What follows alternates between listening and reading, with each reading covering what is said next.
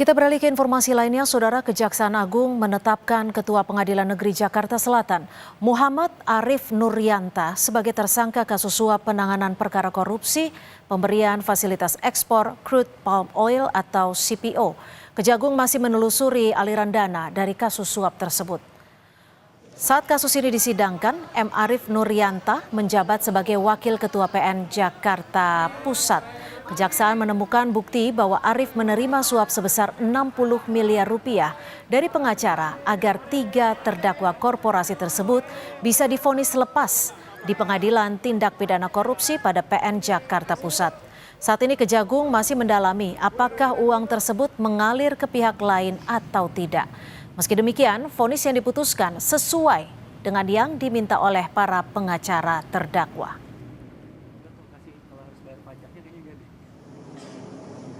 Itulah 3 majelis hakim. Apakah kemudian 3 majelis hakim mendapat itu atau tidak? Ini yang sedang kami dalami. Tapi yang pasti putusannya sesuai dengan yang diminta.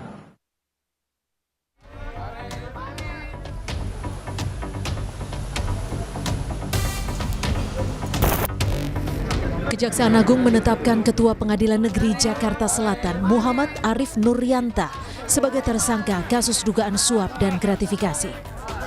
Arif diduga menerima suap 60 miliar rupiah sebagai pemulus untuk mengatur vonis lepas atau onslah terhadap 3 terdakwa korporasi dalam kasus korupsi minyak goreng.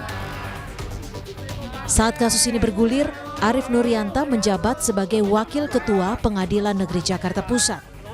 Sejumlah barang bukti telah disita Kejagung, berupa uang tunai dari berbagai mata uang dan sejumlah mobil mewah. Mobil mewah yang disita diantaranya Ferrari, Nissan GT-R, hingga Lexus. 4 orang tersebut sebagai tersangka karena telah ditemukan bukti yang cukup terjadinya tindak pidana korupsi suap dan atau gratifikasi terkait penanganan perkara di Pengadilan Negeri Jakarta Pusat. Saat itu menjabat sebagai Wakil Ketua Pengadilan Negeri Jakarta Selatan Pusat, yang saat ini yang bersangkutan menjabat sebagai Ketua Pengadilan Negeri Jakarta Selatan. Terkait dengan aliran uang, penyidik telah menemukan bukti yang cukup bahwa yang bersangkutan telah menerima, diduga menerima uang tadi yang saya sampaikan sebesar 60 miliar rupiah untuk pengaturan putusan agar putusan tersebut dinyatakan onslah, di mana penerimaan itu melalui seorang panitera namanya BI. Berdasarkan hasil penyidikan dan barang bukti, keempat tersangka memiliki peran berbeda. Ketua PN Jakarta Selatan Muhammad Arif Nuryanta diduga menerima suap 60 miliar rupiah dari tersangka Marcella Santoso dan Arianto yang merupakan kuasa hukum korporasi. Uang diberikan melalui Wahyu Gunawan, Panitera Muda Perdata Jakarta Utara yang berperan sebagai perantara suap dan gratifikasi dari Marcella dan Arianto kepada Muhammad Arif Nuryanta. Keempat tersangka ini kini telah ditahan selama 20 hari ke depan untuk kepentingan penyelidikan. Tim Liputan Kompas TV.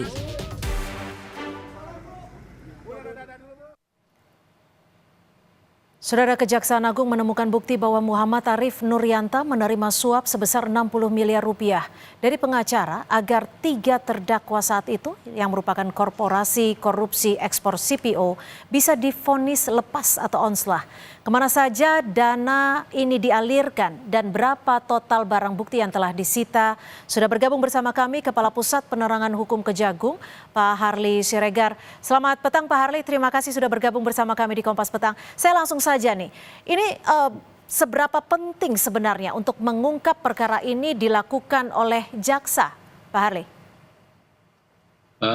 Terima kasih Mbak Cynthia, saya kira pertanyaan ini sangat fundamental dan sangat baik ya. Kami perlu sampaikan begini, bahwa tentu bagi jaksa bahwa pengungkapan kasus ini atau perkara ini sangat penting mengingat bagaimana menegakkan kedaulatan hukum, kedaulatan negara, dan kepentingan masyarakat luas.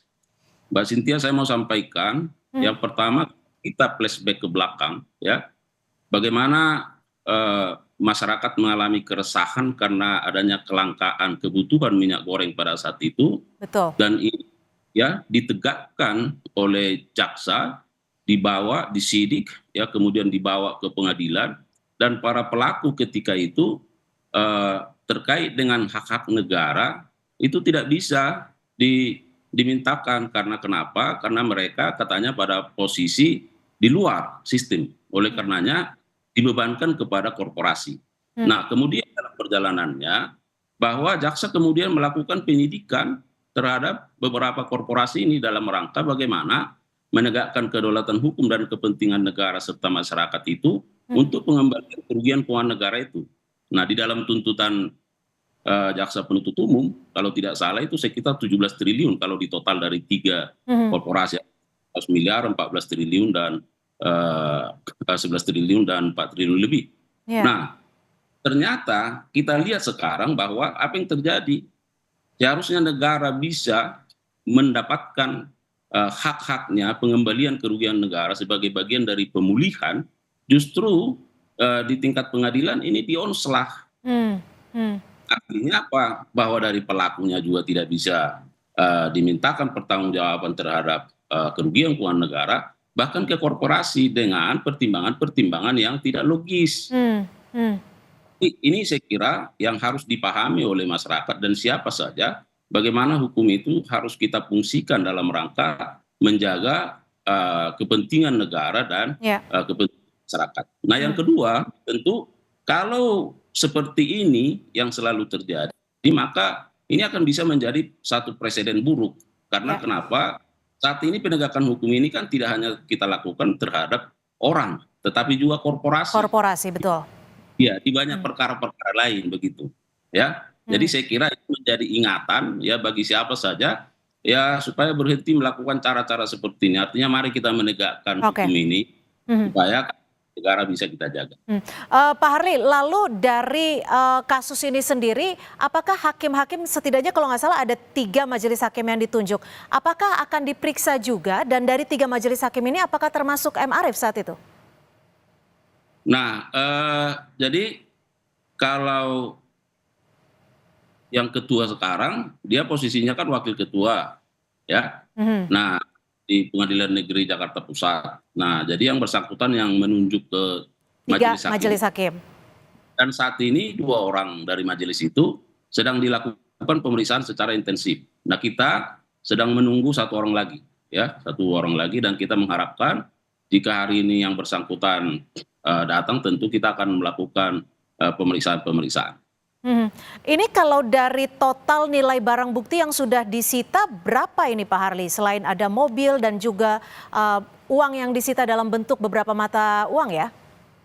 Ya, jadi baik Mbak Cynthia, memang saat ini penyidik sedang terus melakukan perhitungan karena hingga saat ini kan penyidik masih juga berada di lapangan melakukan upaya-upaya penggeledahan di berbagai tempat di beberapa provinsi.